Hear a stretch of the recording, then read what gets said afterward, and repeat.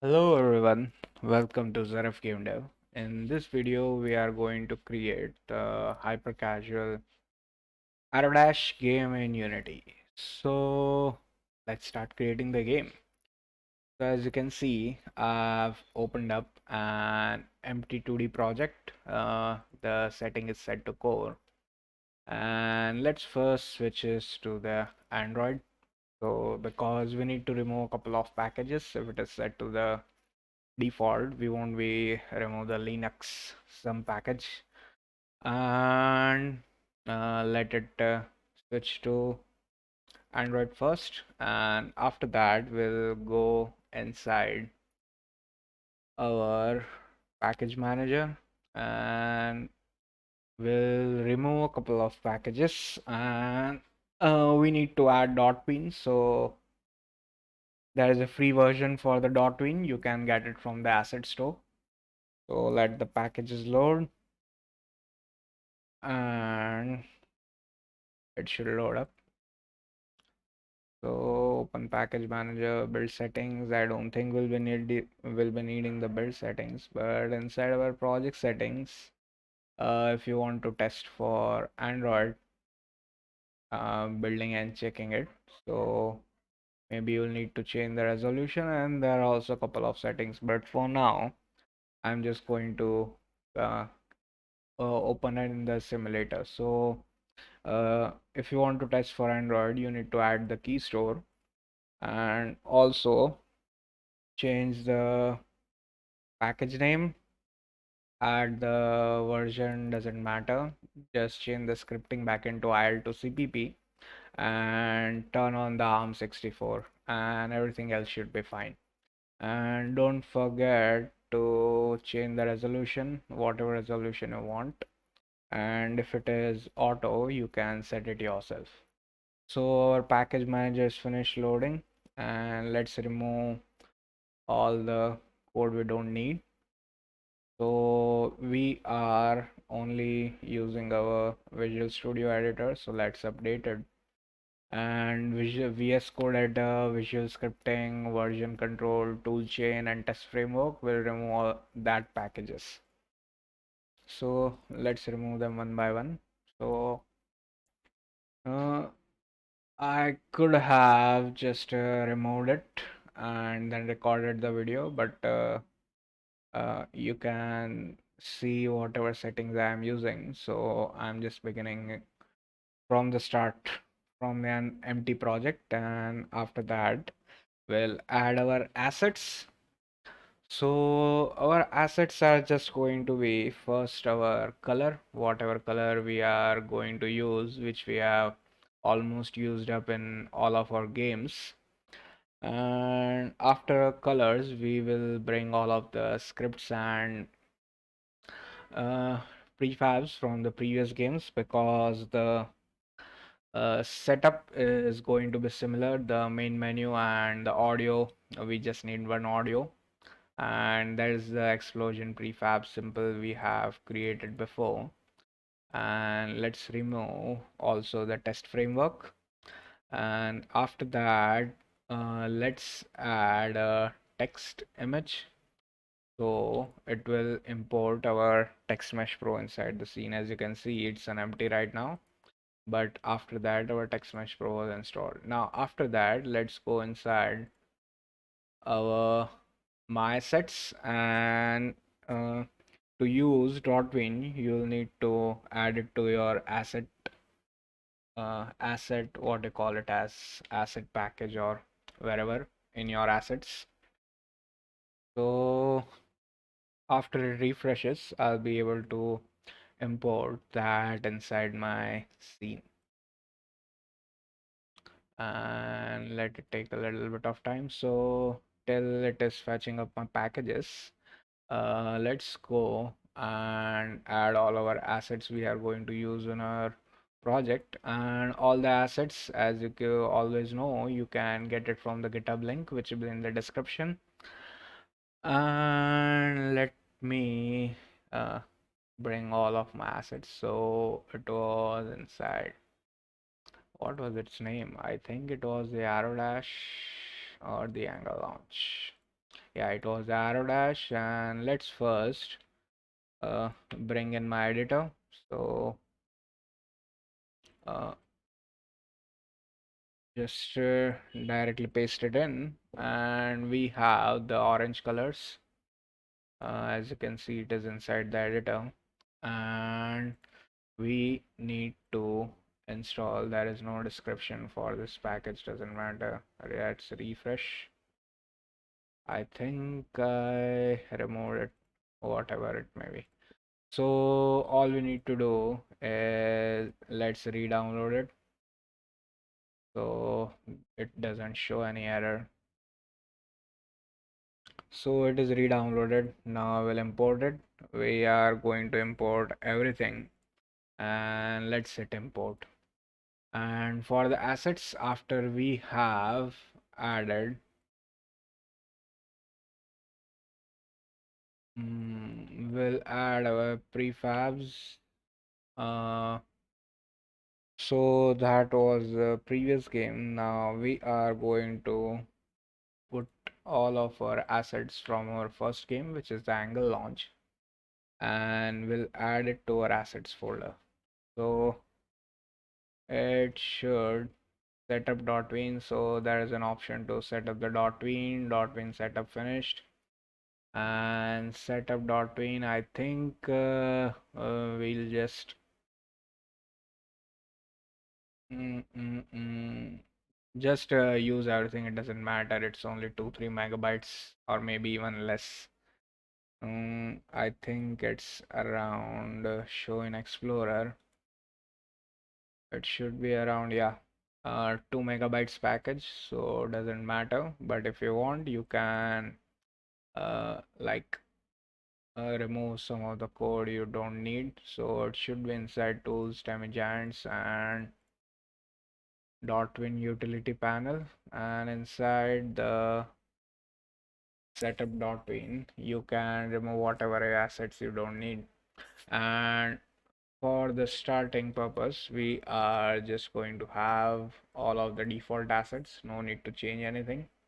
And let's set it to iPhone 12, which is all the default version. And for now, our screen is going to be white.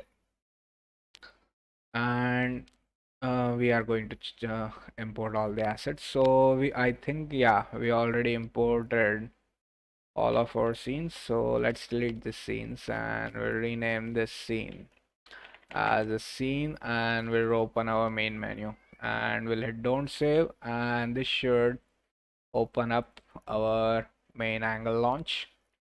And let's see if it is working right now.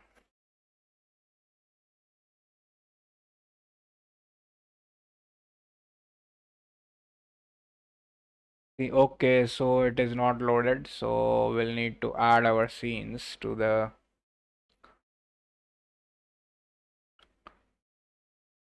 mm, let's also add our gameplay and remove the temporary scene. So I think maybe I added, doesn't matter. We are just going, every template is going to be similar. So let's go inside our simulator, getting control.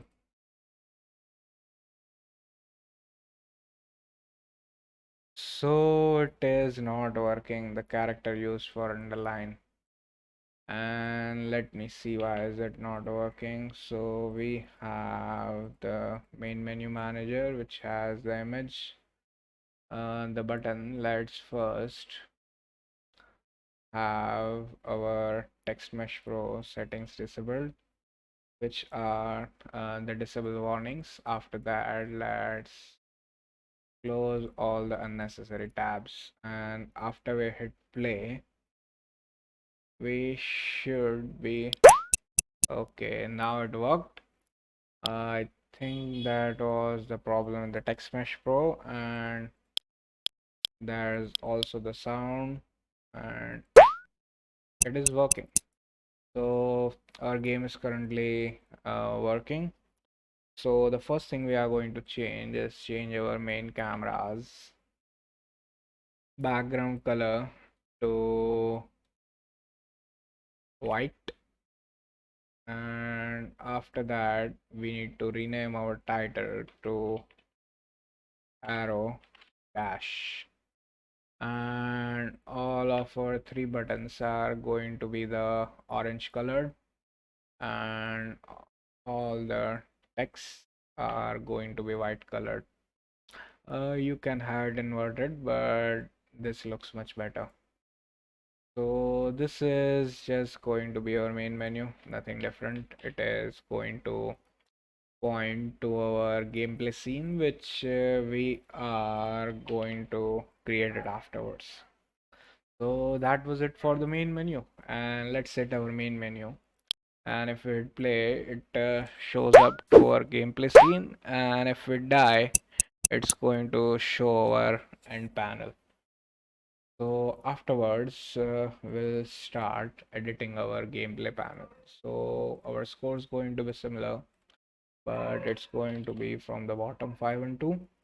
And we are going to delete our center and the obstacles. And also in our prefabs, we are going to delete the animations and remove our animator component, because we are just directly going to use the Tween package which we have downloaded, and there will be a couple of errors, but we'll fix it afterwards. And let's also delete our score. We are going to create a new score, and for our explosion, so it should be white, and it is white, so there is no problem.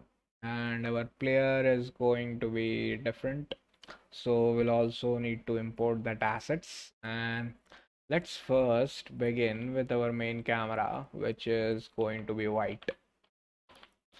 And after our main camera, it needs to have, why is it white, a size of 12, and it should be the horizontal vertical size, how it calculates doesn't matter. And our canvas needs to match the height. Yeah, getting control, doing repaint. So errors will show up because we imported from a previous project. If you restart the editor, most of the errors will go away. And we'll also need to change our game manager script. And our player, let's put it to the center. And let's see what should we change first.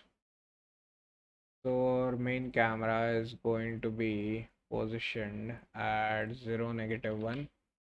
Why is it 0, -1? Cause inside Tween, I don't know, there's some problem with using zeros as positions. Sometimes it works, sometimes it doesn't work, but maybe it will set it up for us. And let's add our background, and afterwards we'll add our player.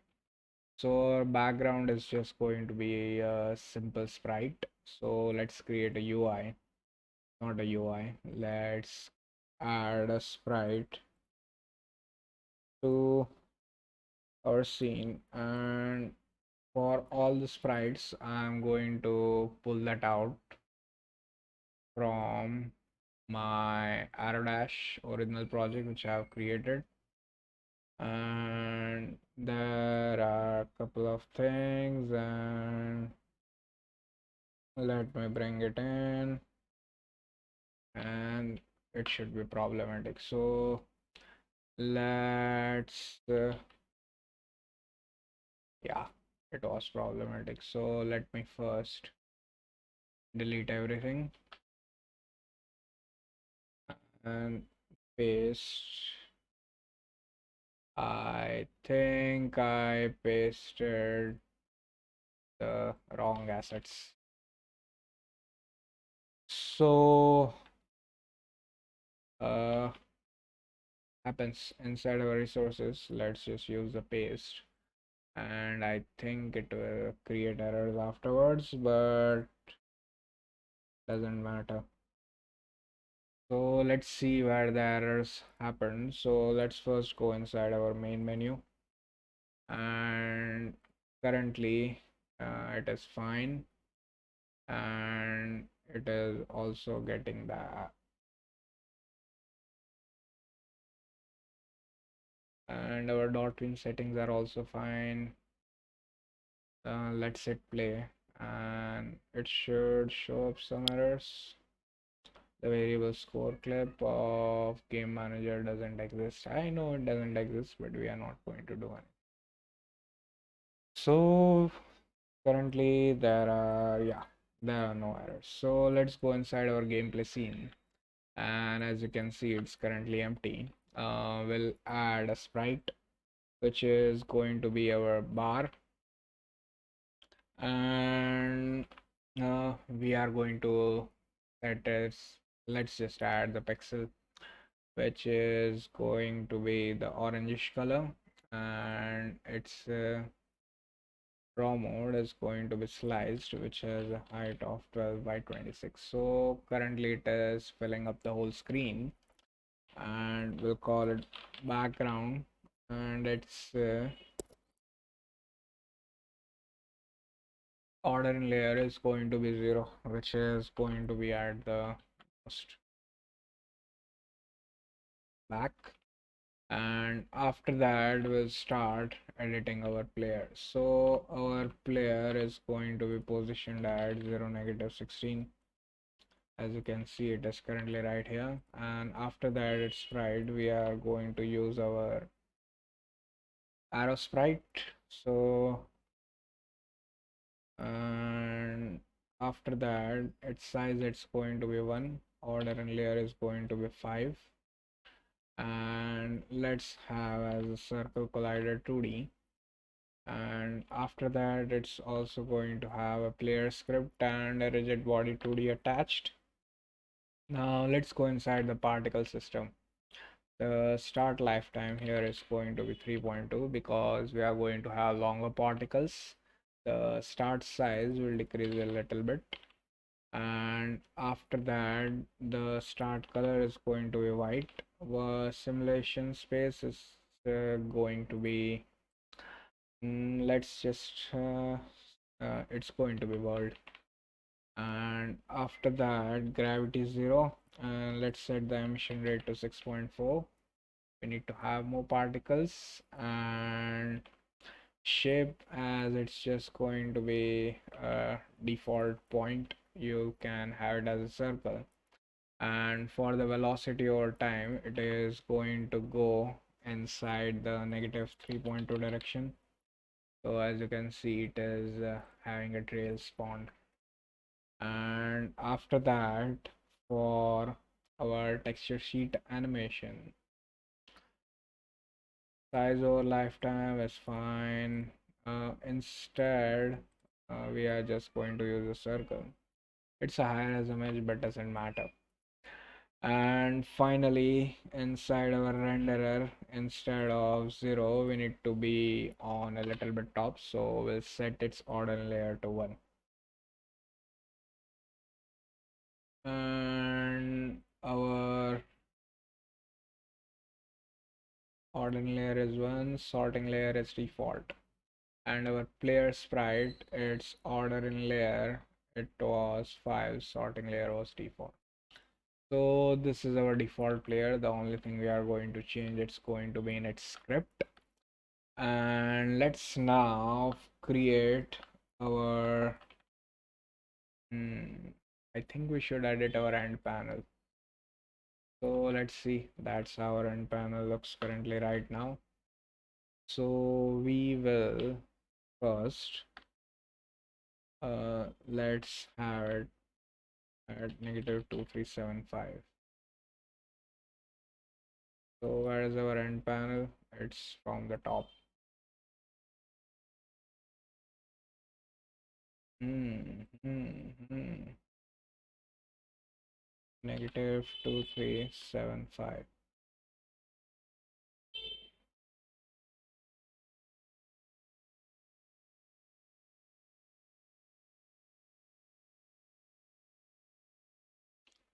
So there is our end panel, and inside our end panel we have fixed it from the center. Hmm. Hmm. Hmm. So let's first change the color. So every color is going to be just the orange one, 80, 81, and 100.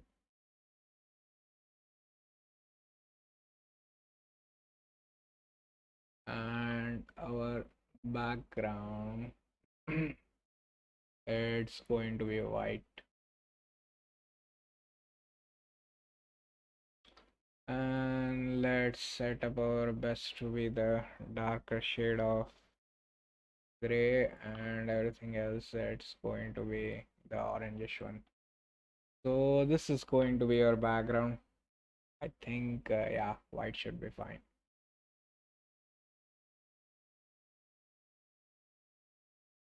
Hmm, hmm, hmm. I don't remember what color it was, so let's just have it as red. And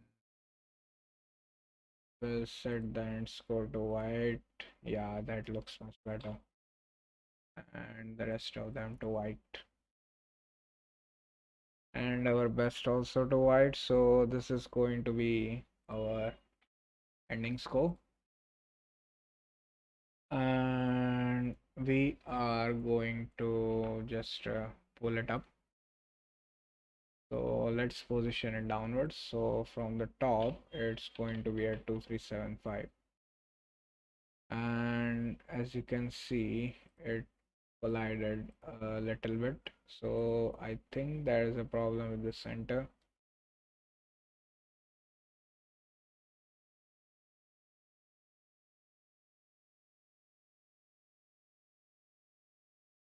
Hmm.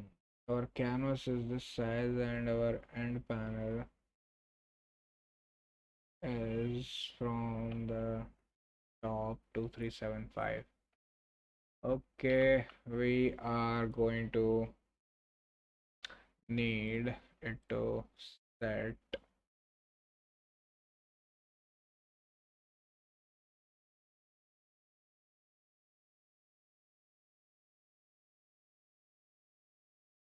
Hmm.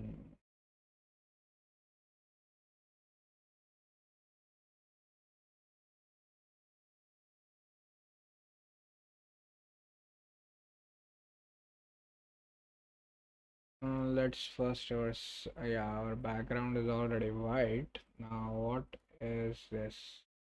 Okay, let's hide our PG first. And this is our end panel.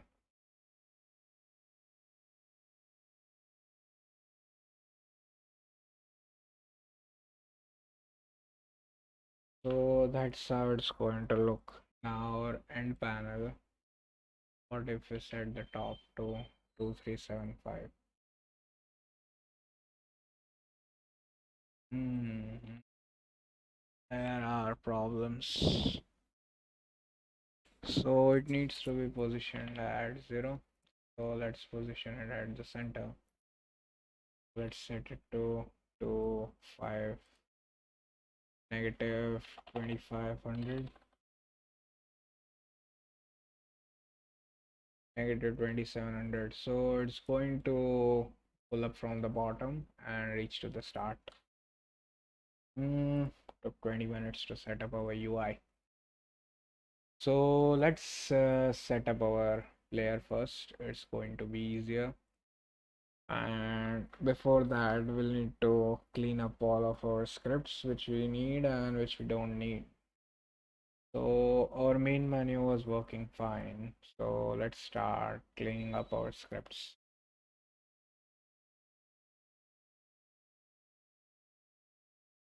So our audio manager was working perfectly correct. There are some problems. First pass, so many assemblies. Just use C sharp player, and inside our scripts, our audio manager is working correct, our constants is working correct, and our main menu manager is working correct. Now we need to edit our game manager, our obstacle script, and our score script, and our player script. So there are four scripts to edit. And the first script will start by editing our game manager, from which we'll just remove all of the unnecessary code first. And after that, we will score and score animator. We don't need the score animator, also the animation clip. And we don't need all the events, total score, targets, current target index, current move index, score clip, current target index, also that is also not needed. Toggle sound will be needed. We are going to modifier public is not valid for this item.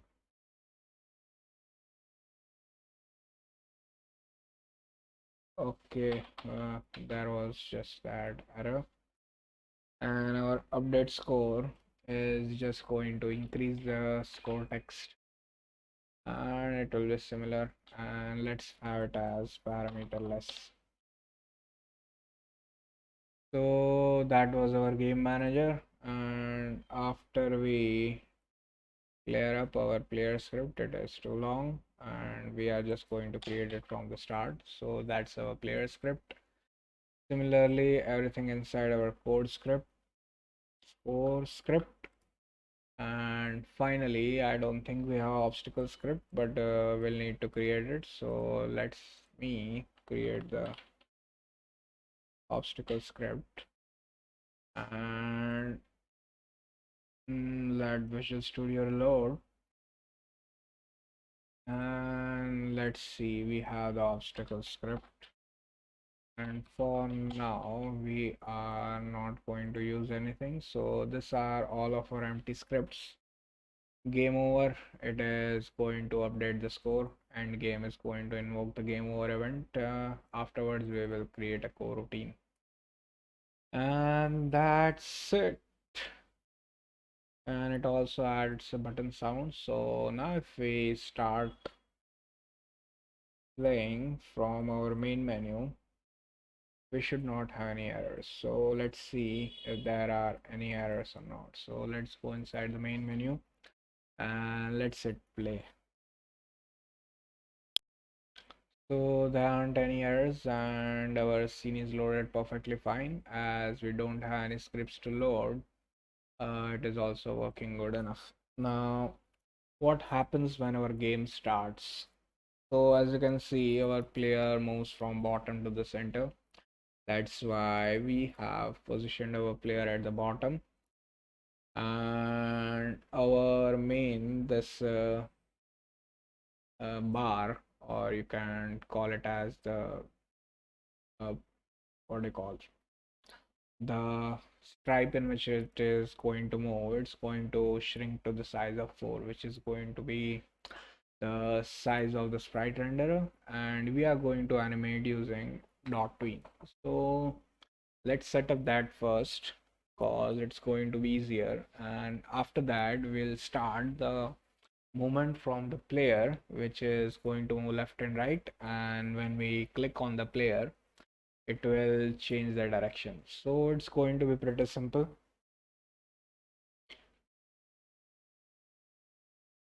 So let's first start coding our game manager. That's that would be good to start. And let's see what we are going to need inside our game manager. So we have the score, and after that we have the animation, which we already deleted. Then we have in panel, and after we have active and inactive sprite, we are going to have a serialized field for our player,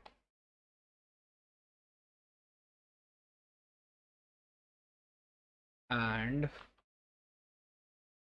a serialized field for our sprite renderer, and this one is going to be our BG sprite. And for now, we don't need to open our scene from the main menu. I'm going to comment out the audio manager code similarly here, so it doesn't mess up. So we have both our sprites. Now let's create a serialized field and private vector3, which is going to be our player start pose where we need to move, and our background start scale, and also our background and scale. And after that, we'll need an serialized field for the private float animation time, which is going to be the start animation time.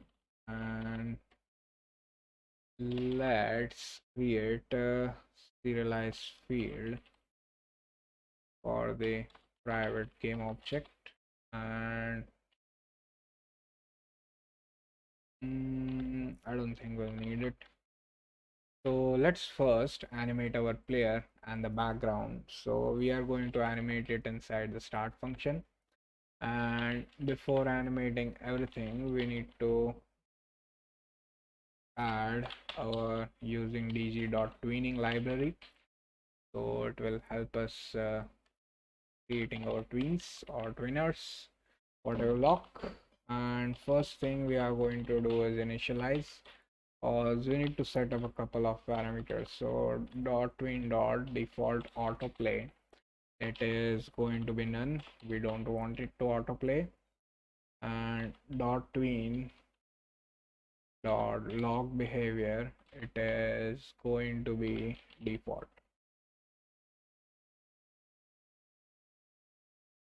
So if there are any errors, we need to have it shown. And inside our start, prefab spawned is going to be 0. 4 is going to be 0. Let's first create an animation and we'll call it start animation. And it is going to be a dot tween dot sequence. And inside this sequence, we are going to add a couple of animations. So first we are going to add a player tween, which is going to move player dot do move y, and where it is going to move player start pose dot y, and inside our start animation time, and we'll set ease, and it is going to be insign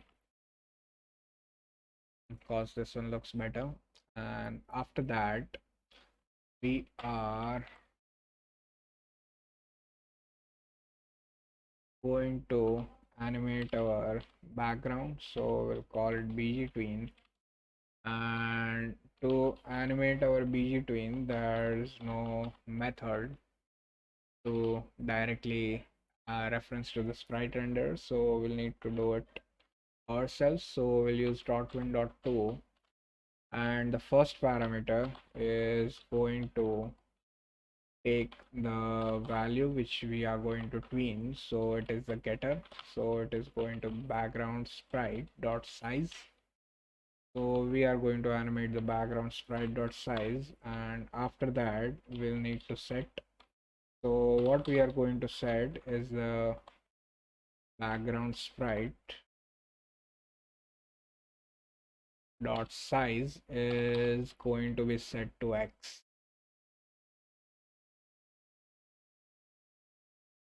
And after that, not background sprite dot size is going to be x.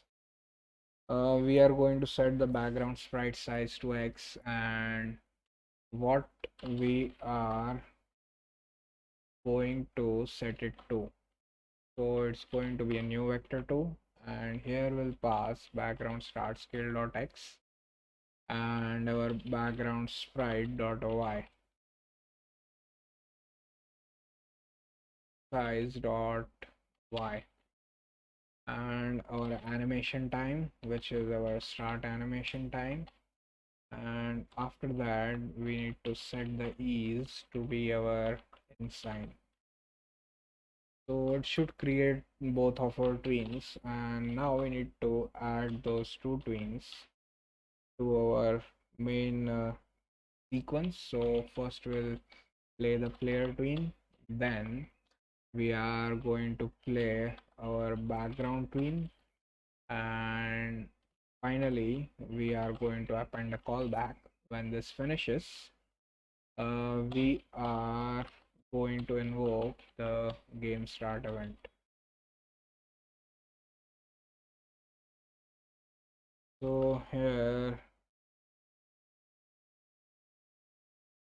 it should be a function, but we don't have any function right now. And a game start event, we'll need to create it.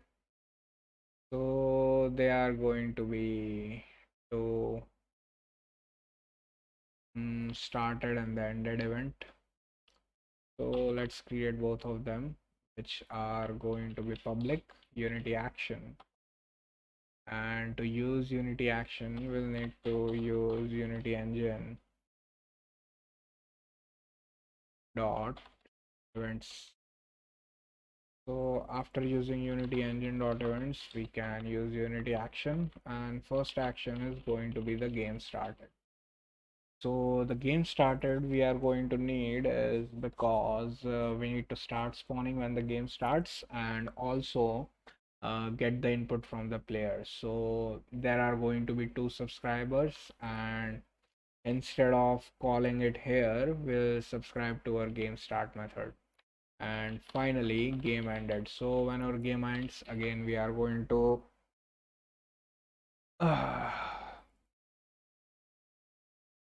when our game ends, we are going to call the game over function, and instead of end game it will call the game over function.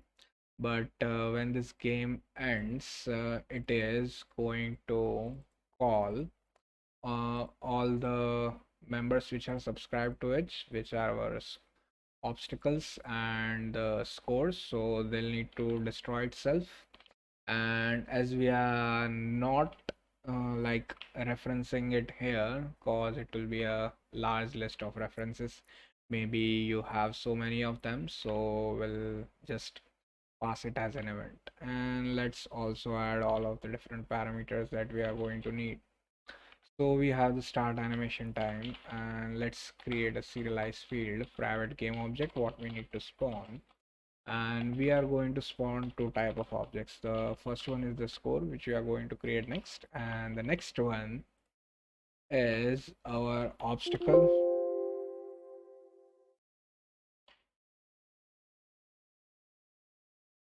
and we'll set it as a prefab. And here in our callback we need to call the game started dot invoke. So we are using the question mark to check if it is not null. So it will start our player animation, and after that inside our enable and disable, so let's use on enable, on disable, we are going to call the start spawning method, and let's use game started plus is equals to start spawning, and game started plus is equals to start spawning. And remember, we can't invoke our actions from other scripts, so when we call the game over, first we'll invoke our game ended action. So the game over is just a function to export uh, calling our action, and whenever it is called, it will start the animations for the game over. And let's see what we are going to do. Let's use start coroutine for the spawn. So let's create a private enumerator, And to use enumerator, we'll need to use system.collections, and using system.collections.generic. Let's use both of them. So let's create a private enumerator, and it is going to be called for spawn, and we'll need a couple more variables. So after that, we are going to need a private boolean for has game finished. And when the game starts, we are going to set the has game finished to false because the game is not finished. And while our game is not finished, we are going to spawn the obstacles, and it is just going to call the instantiate. Here return new, wait for seconds. And do we have the spawn interval? No, so we'll also need to create the spawn interval, which is again going to be a float. So start animation time. Here let's create a spawn interval, and let's use here return your wait for seconds spawn interval, and here we'll call the instantiate the game object at transform dot position. Where do we want to spawn it to? Will it automatically? Yeah, I mean, we don't need to even pass anything. It's going to automatically spawn at the required position. So it is going to start spawning our obstacles, and everything else is going to be same. And when the game ends, instead of invoke, we'll call the start coroutine. And here, let's use I and game. And let's rename this. So it's going to be I enumerator, and we call it I and game. And we'll call the I and game with no parameters passed. And as you can see, it is not looking good right now. So first thing we are going to do is as game finished to true, so it will stop spawning. And after that, we are going to call the game ended event. So it fires up that event, and all of our objects which are subscribed to it, which will get deleted. And after that, we'll return for 0.5 seconds, and we are going to show our end animation, which we are going to create afterwards.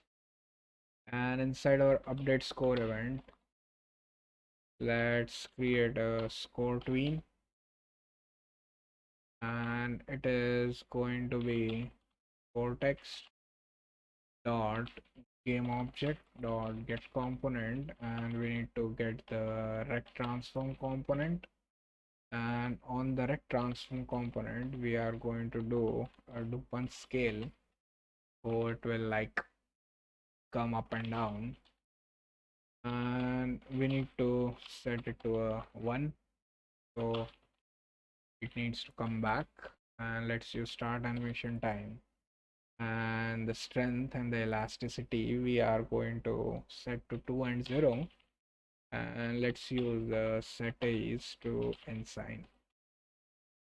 So instead of using the animation, we are going to use the tween, and we also need to play because by default we set the autoplay to stop, and auto kill is true, so whenever this tween ends, it will auto kill the tween. Now I think that should be for our spawner, and let's start editing our player. So our player is going to have similar scripts, and yeah, and it's not, does it? So what tween it is going to play? I think it doesn't have any tween. So using Unity engine is more than enough. Now let's create a serialized field, and we'll create a private vector3, which is going to be the start spawn pose. And after that, let's create a serialized field for the private float minx.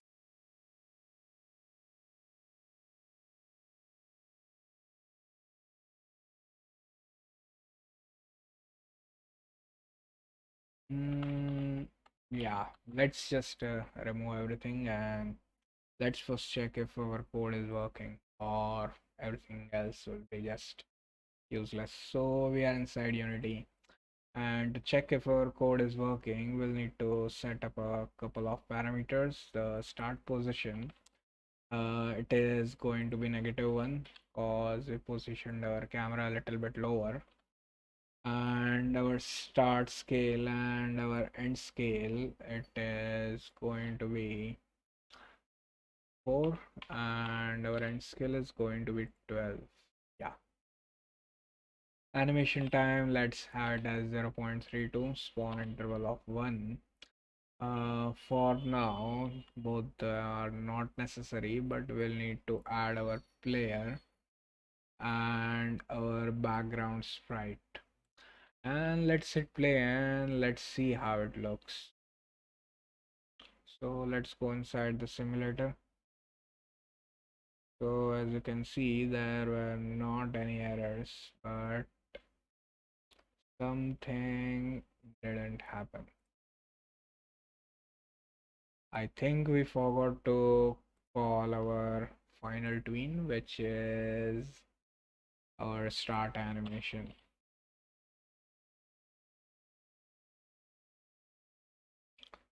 So that should play our start animation. And currently it is set it to 0. This is our player and it is working. And after that, let's see where is our player. It is at 0 and -1. So it is correctly at 0 and -1, but if you set it to 0, there's some problem with dot tween. Maybe it doesn't let it set it as exactly at 0, and it throws some errors. I don't know, it will be like 0.68 or 0.7 above. And similarly, if we try to set the camera to -1, and there is some errors going on, so I just used these values and there were no errors. That's why our camera is at -1 instead of 0. And let's see what our start scale, so let's set it to 25, and our end scale is going to be doesn't matter, whatever we want. And our spawn animation time is going to be 0.64. And now we have our start animation working. Now we'll create the movement for our player to have it move left and right, and when we click it will change the direction. 48 minutes and we are just with the start animation. Doesn't matter. So next, let's create the movement for the player. It's also a short code because we are already done it before, and this video will take longer because I also took longer to create this project. It took me around 4 to 5 days because there were some issues with the tween, and there may be also issues when you currently use them, but just restart the project and maybe it will get automatically fixed. It's only maybe. So let's start coding our player first. It's going to be easier. MNOP. So for our player, uh, are we inside the player? Yeah, we are inside the player script. So let's create a serialized field. And first we have a vector3 for our start position, which is going to be a serialized field. And after that, we are going to have a serialized field for a private float, minx and maxx, and serialized field private float move time to uh, calculate the speed. And we have serialized field private particle system, and let's call it trail particle, and it's only going to be started when our game starts. I think, yeah, that was when I watched the video for it. And we have a private field for the explosion prefab. When our game ends, we need to spawn it. Serialized field private audio clip for the move clip, and we have the point clip whenever we score a point, and finally the loose clip.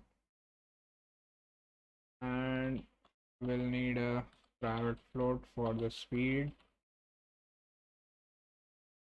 and a private boolean for the can click and can move. So our can move is going to start when we start the game. So inside our awake, first we are going to set the position to our start pose. Let's call it start spawn pose.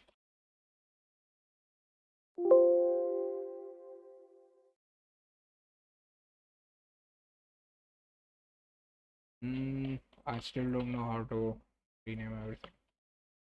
Well, doesn't matter. And our trail particle dot pause. We don't need to start show the trail particle. Can click is going to be false. Can move is going to be false. And our speed is going to be max x minus min x.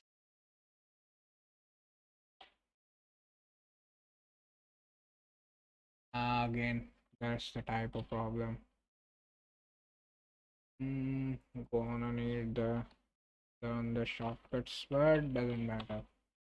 So we have the distance, and for the full distance, how much time we are going to calculate is divided by the move time. So we have the speed.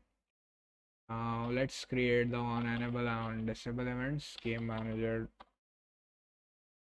So on enable and on disable, we are going to call the game started event, which is going to be private void game started. And when the game starts, we are going to show our trail particle, and we can move and click. Can move is going to be true and can click is going to be true. And game manager dot instance dot game started plus is equals to game started, and similarly game manager dot game manager dot instance dot game started minus is equals to game started. It's good to unsubscribe the methods which we are not using, or else there may be problems. And inside our update, first we will check if we can click, then if not can move, then return. And yeah, if not can click, then return. And if input dot get mouse button down of 0, so when we press the mouse button, we are going to multiply the speed by -1f. And we will also play the audio manager dot instance dot play sound, the move clip, which we are going to comment it right now.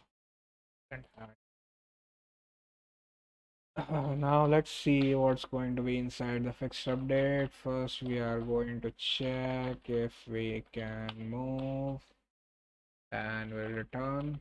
And if we cannot move, then we'll return. And after that, we'll just use transform.translate, and we'll multiply the speed by time dot fixed delta time, and we are going to move towards the right, which is going to be v3 dot right. That should be it. And if our transform dot position dot x is less than min-x, or our transform dot position dot x is greater than max x, then we'll multiply the speed by -1f. Easy. And after that, we are going to have on trigger enter 2D, and there are just going to be two. So if collision dot compare tag, and first let's see what happens. Constant dot tags dot score.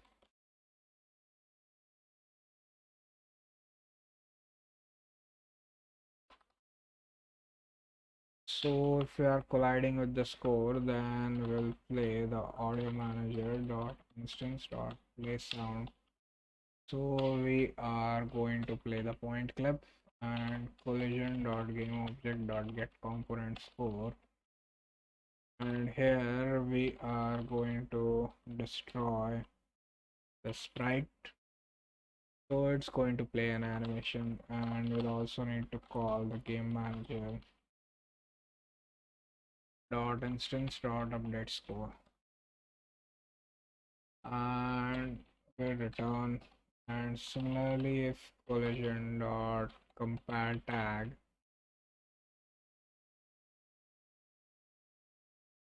and it's going to be constants dot tags dot obstacle. So here we are going to play audio manager dot instance dot play sound, our loose clip, and game manager dot instance dot end game, which is going to call the game ended function, and get component collider 2D. Need to disable it, or we don't need to detect any more collisions, and we are going to instantiate our explosion prefab at transform dot position quaternion dot identity. Can move is going to be false, and can click is going to be false, and after that we'll return. And I think that should be it for our player. And currently we are not going to collide with anything, so this code is not going to run, and our update and fixed update should be fine. So after finishing our player code, we should be able to move our player left and right. So let's go inside Unity. Does not contain a definition for destroy sprite, so let's comment it out. And let's set up our references inside our players. So there are so many of them.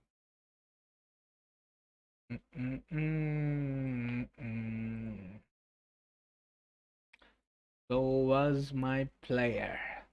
So our start position is going to be 0 and -16. Our min x and max x are going to be -3 point, -1.68 and +1.68, and we are going to move in 1 second. And we are going to need the trail particle, the explosion prefab, which is already saved, and all the three audio clips which we always use inside our games. So that is the loose clip, that is the update clip for the point, and our move clip for the move. And let's hit play, and we should be see our player moving left and right and left and right, and we are also able to move. So this is currently how the game is looking, and after that we are going to spawn our scores first, which is going to just increase our score, and after that we'll start spawning our obstacles, and finally we'll add a little bit of movement to the obstacles, and our end score is also working perfectly fine, so there's not any problems. Now let's remove this, and inside our canvas end panel let's just remove, yeah, there's no need for that image because we already have the background set as red. And let's also close our build settings. So currently we have explosion setup, the player is also correctly set up, and now we need to have the player to score something. So we'll first create our score. It is going to be easier as it's just a default pixel. I mean, not a default pixel, but it's just going to be a simple bar line, whatever you want to call. So let's bring in the pixel, and here for the pixel we'll set the tag of score sprite render. Instead of simple we'll set it to slice, which size is going to be 4 cos 0.32, and its color it's going to be similarly to black. Ordering layer set it to 2, and it is going to have a box collider 2D attached, which is going to have a similar size, which is trigger, and it will also need an obstacle script. I think it is going to need a score script. Yeah, it's going to need a score script, and we are going to set the parameters inside the score script. So this is how it is looking right now, and we also need to rename it to score. Now, what it's going to do is inside our game manager, let's save it as a prefab. Let's delete it from here.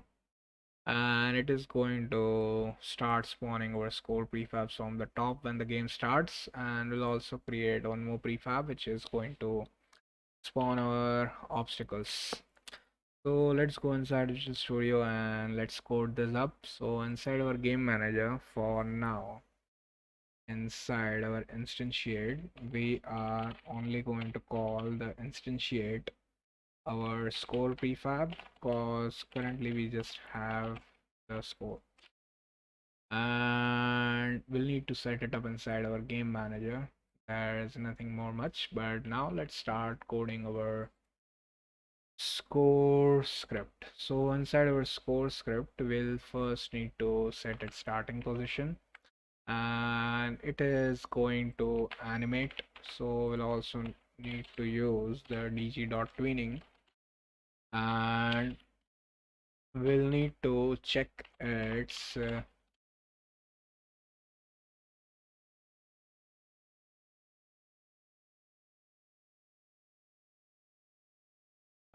tween. So whenever it gets destroyed we'll also need to destroy the tween too, or else it will create errors, cause the tween is going to play on the transform component, and when we destroy our transform component also gets destroyed. So when we call our destroy sprite script, it will check if it is running, and if it is running it will destroy the current tween. So start spawn pause, and finally our position. Now, and it is also going to need a tween of our move tween. And inside our awake, let's first set the transform dot position to be our start spawn position, and float time to move, it is going to be end position minus start position dot y, and we'll divide it by the speed component. And our speed is going to be positive, negative, and position is going to be negative, so it is in the opposite direction. Let's add a negative because the end position is at -10 and our start position do move, and we are going to move to the end position in time to move, and dot set is by default it is set to quadratic. Now we need to set it to linear so it moves at constant speed. And move tween dot on complete is going to be stroi destroy sprite, and here instead of capital we'll need to use capital.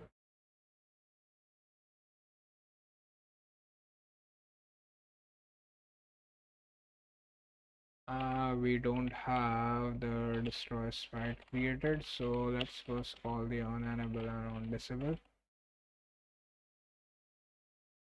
and let's also create our destroy sprite. So private void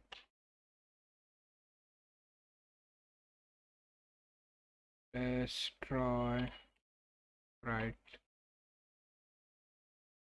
and game manager dot instance dot game ended plus is equals to destroy sprite,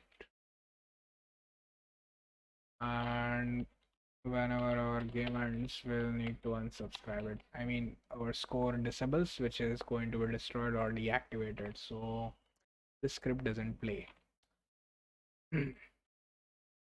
And finally we also need to play our current animation.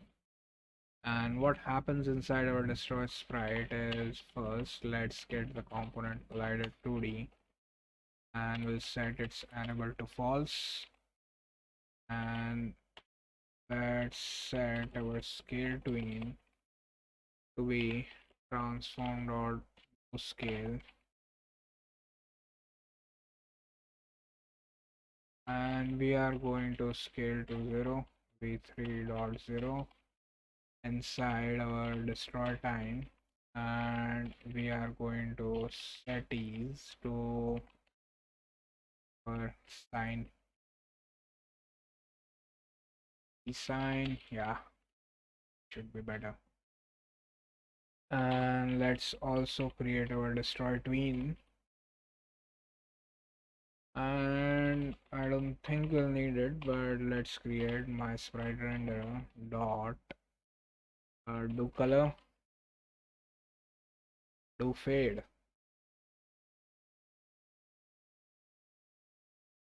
Yeah, it should be better. Do fade to 0 inside the destroy time.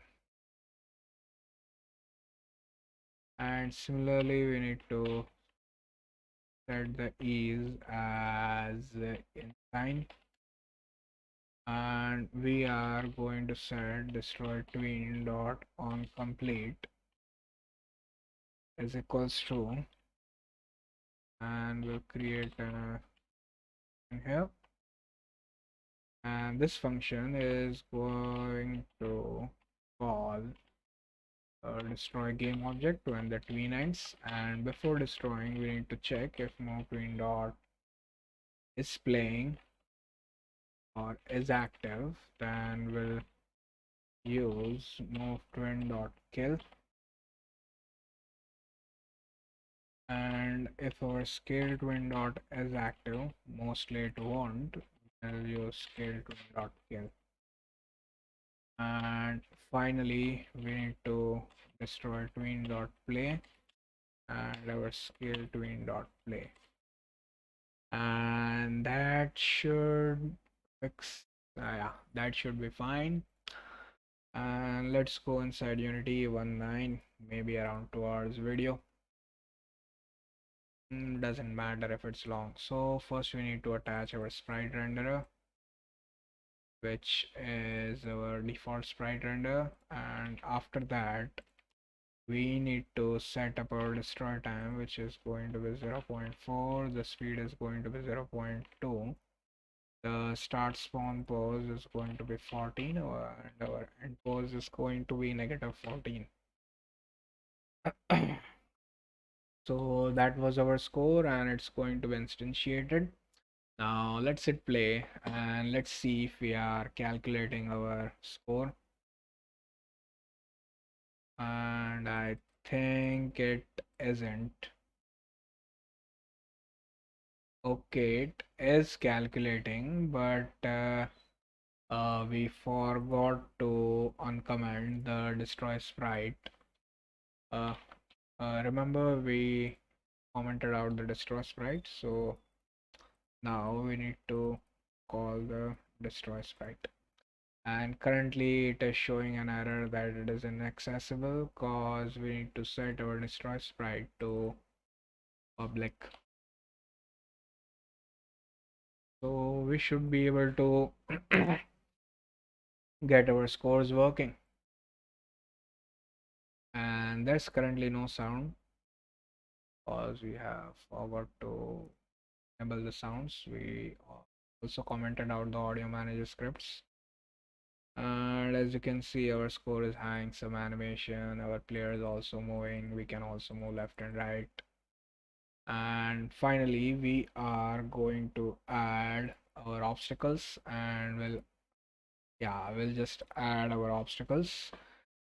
And after that, we'll uncomment our audio. So similarly for the obstacles, let's create an empty and we'll call it obstacle. And let's reset its transform and let's save it as a prefab first. And we'll start working out on the prefab. And inside our game manager, if we attach our obstacle, and now there should be no more errors, and we can let's first start editing our obstacle.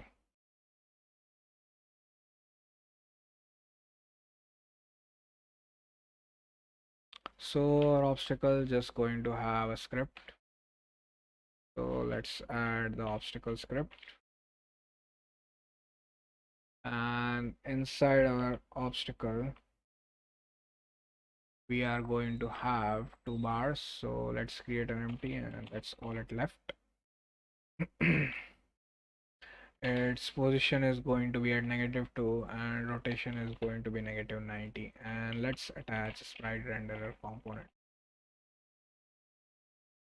And here, if we attach our bar, as you can see, if we increase the height, it is going to increase from the base. So what is going to be our height? Let's set the width to 0.32 and height to 1 for now. And for our left bar, we'll also need to attach a box collider 2D, which is going to be a trigger and its tag is going to be obstacle. And similarly, we also need to set its offset and size. And when we want to move, we also need to change the sprite render and the box collider both. Let's duplicate this left, we'll rename it right. Its position is going to be at -2, but the rotation is going to be positive. So overall it is 4 units and there's 2 units in between.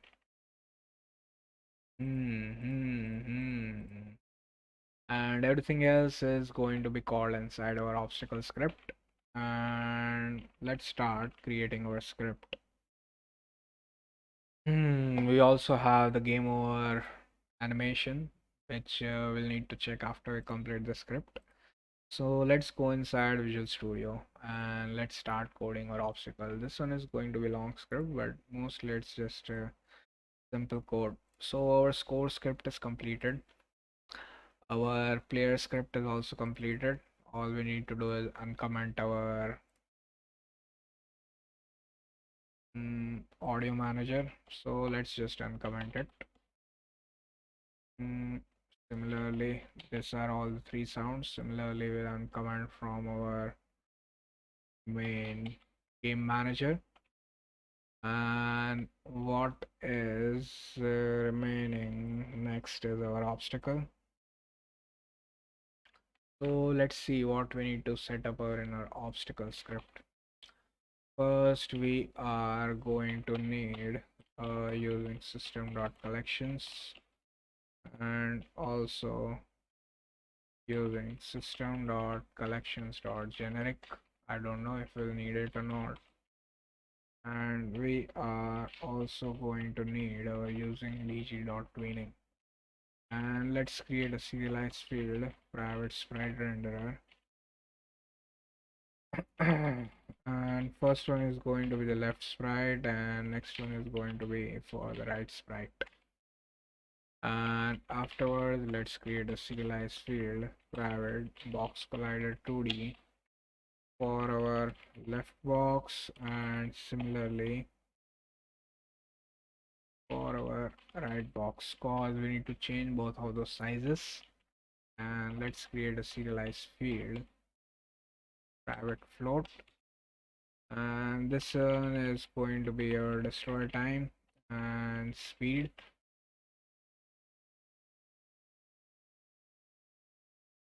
At how much speed it is going to go towards the bottom. And serialized field similar is going to be for the score, start spawn pose and spawn pose. Let's just call it end pose. And after that, let's create a serialized field, private float, and it's going to be max bar size x and our min bar size x. And our bar resize time,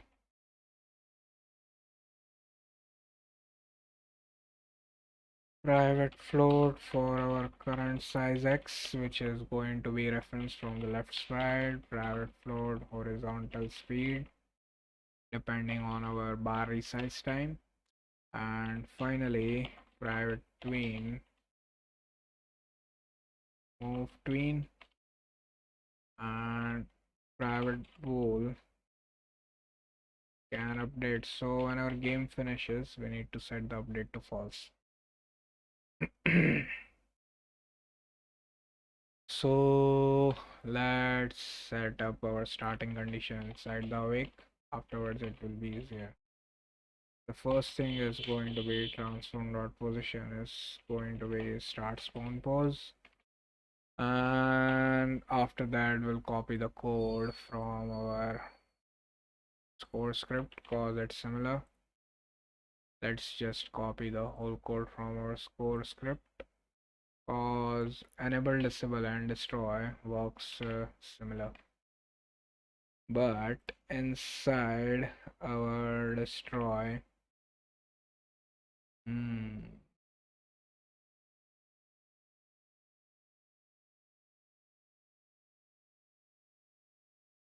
we are not going to call the destroy tween. We will just use our scale tween and we'll call it destroy tween.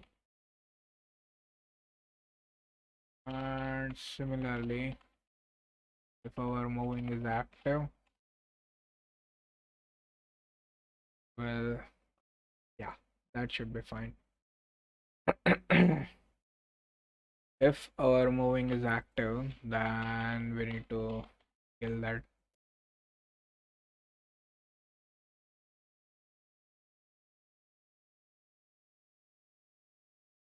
Destroy, destroy time, not destroy time. Where it was destroy time, control R, DESTROY. So inside our obstacle, it should get destroyed when it reaches the end. That is the destroy sprite script. And what we are going to do is inside our start. Let's first get the current size x. So it is going to be from the random dot range from min bar size x to max bar size x. And can update is going to be random dot range from 0 till 5 is equals to 0. And our horizontal speed, we need to set it to max bar size x minus min bar size x, and we'll divide it by random dot range from time to move divided by 2f to time to move. So it randomizes our speed. Now what we are going to do is we'll resize our boxes depending on what our current size x is going to be. So let's create a private void resize boxes.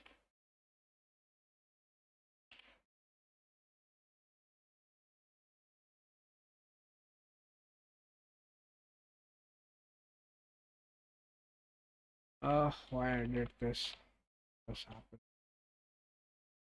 So inside our resize box, let's create a vector to temporary size, and we'll just set it to left sprite dot size. And our temp size dot y is going to be our current size x. Then we'll set the left sprite dot size is going to be our temporary size. After that, left box. So many. Left box size is similarly going to be our temporary size. And our temp size dot y, let's change it to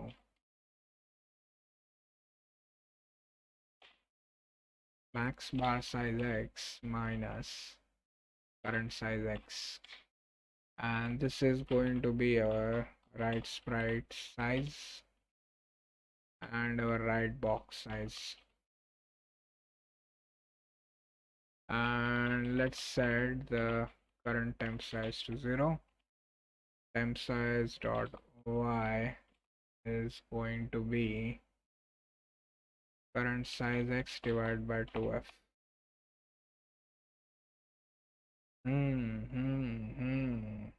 And we need to set the offset to be our temp size, and similarly temp size dot y is going to be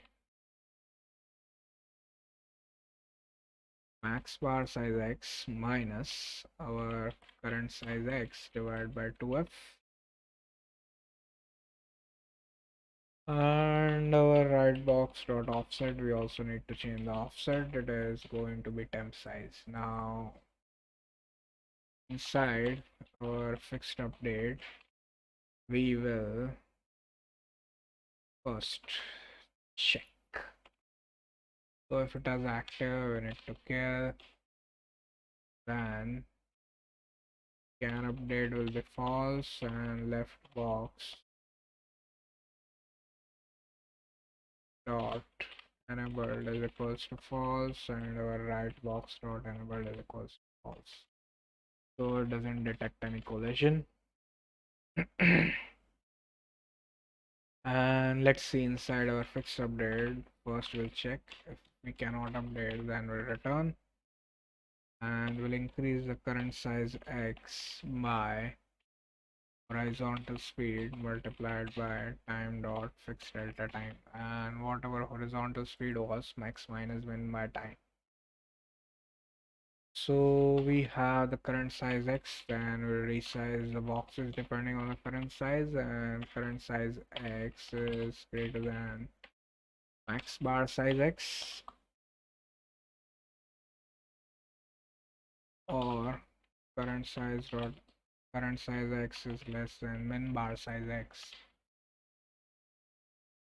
All we need to do is change the direction of the horizontal speed.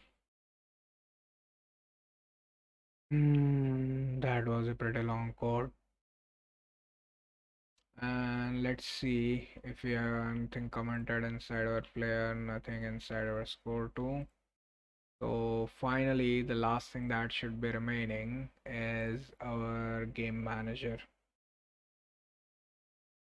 So let's see what is remaining our game manager. System dot collections and dot generic, we don't need it. So the game manager has the start and the end working fine, and inside our start spawning, instead of spawning the score prefab, we will randomize it. So we'll just use random dot range from 0 till 6 is equals to 0, then we'll spawn the score prefab, else we'll spawn the obstacle prefab. Toggle sound, it also needs to work similar. Now everything else is going to be inside our end game. So end game is going to have a couple of animations, which is going to be reversed from what we did in the start animation. Our background, that red background, will scale up. So instead of having as a 1/3 size sprite, it's going to be scaled to the whole screen. And our end panel dot set active is going to be true, which we need to set after 0.5 seconds. So let's create our end animation. And our end animation, we need to create a sequence first. So dot tween dot sequence and panel tween. Uh, we forgot to add the end panel. Yeah, we added it.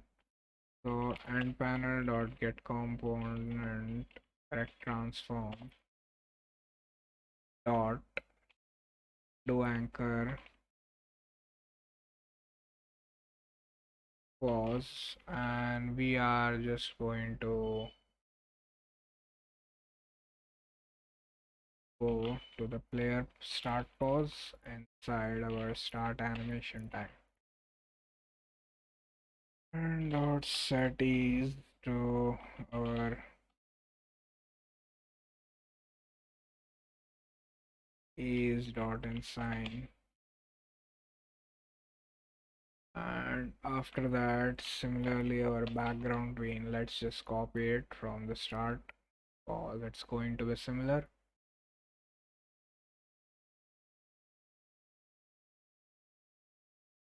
But instead of start scale, we'll use the BG end scale. And after that, we need to set the end animation dot append. So first we'll append our background tween, and after that we'll append our end panel tween. Hmm, hmm, hmm. And we need to play our end panel animation, and that should be it. So that is all of the code. Now the only thing that is remaining is to reference all the scripts correctly. So inside our game manager, we have the end panel, it is referenced, and our audio will need to start the game from the main menu. Now for our current obstacle, we need to reference our left sprite, our right sprite, our left box, our right box, then so many things to reference.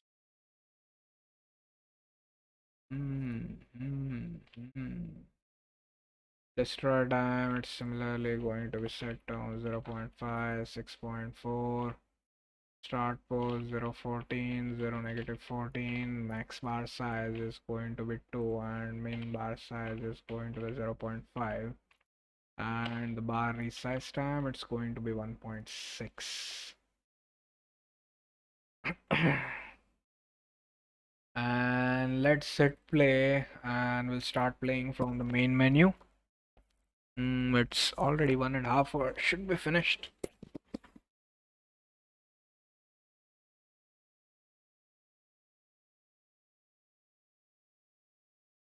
So, if there are any errors, we should be able to catch it now. And this is our start condition. There is no collider 2D on the obstacle clone. So I think let's go inside our prefabs. Both has a tag of obstacle. Both has colliders. Both are set to trigger. So what was the error? Mm. Let's hit play and let's check the error again. Sound is working. There is no collider 2D attached to the obstacle clone. Okay. So there was a problem with our player where we disabled its collider 2D. We don't need to do that because our colliders are attached. Hmm. I don't know. I just removed some code.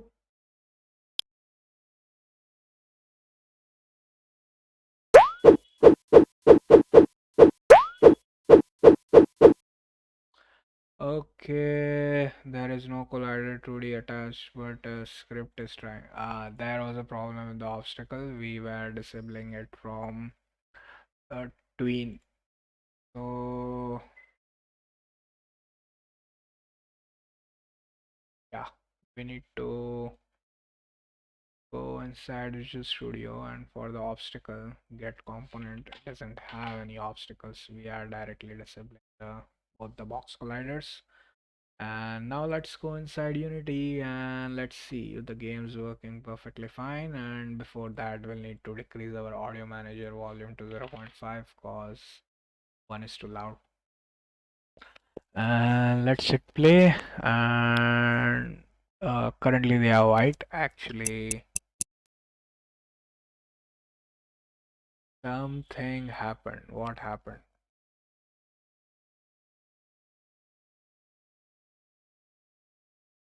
So the obstacle, let's both set its color to dark gray.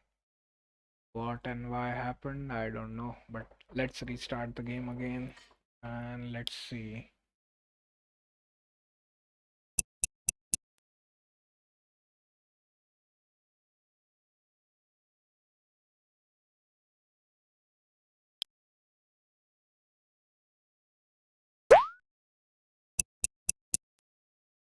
There will be some problem with the ordering layer. Left and the right, its ordering layer is 0. We need to set it to 2. So they are on the top.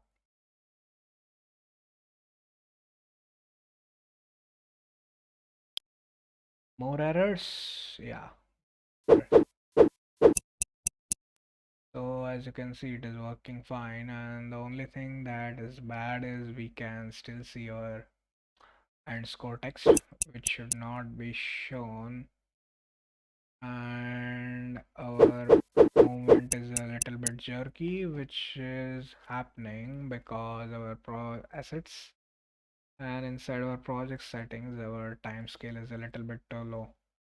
So let's go inside our time, and instead of 0.02 you can use 0.005.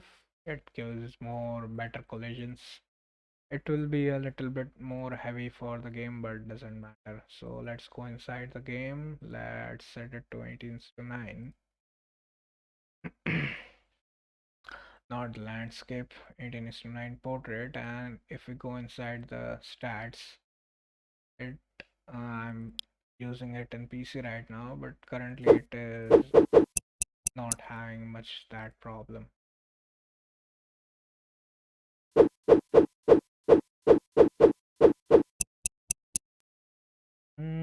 Works fine. And when the game ends, we need to stop showing our end score text. So it should be inside our game manager, and whenever I give an event is called, and score text dot text is going to be score dot toString, and our score text dot game object dot set active is going to be oh, and that should be the last thing that we are going to do in this game, and after that our game will be finished. If there are any more errors, let me know. So this one is moving.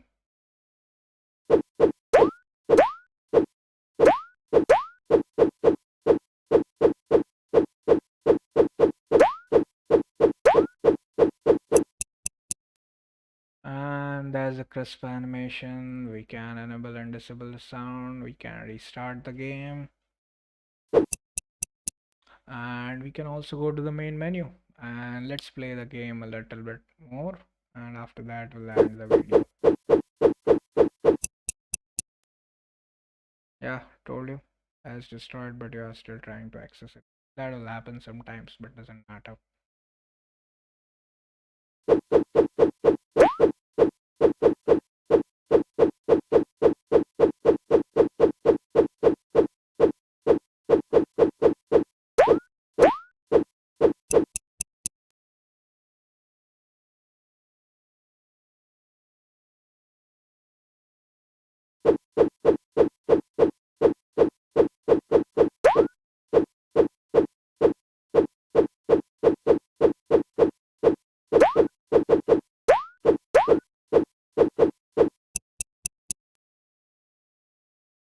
And let's clear the error and let's hit play.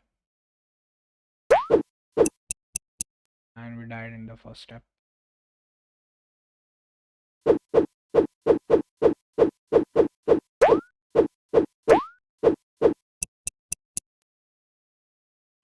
There would be a zero length collider there.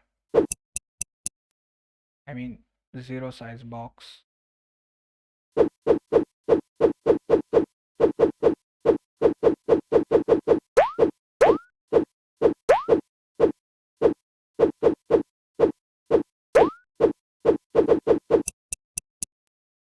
And we are going to access it. I think it should be inside transform some scale. Should 3 hours, doesn't matter.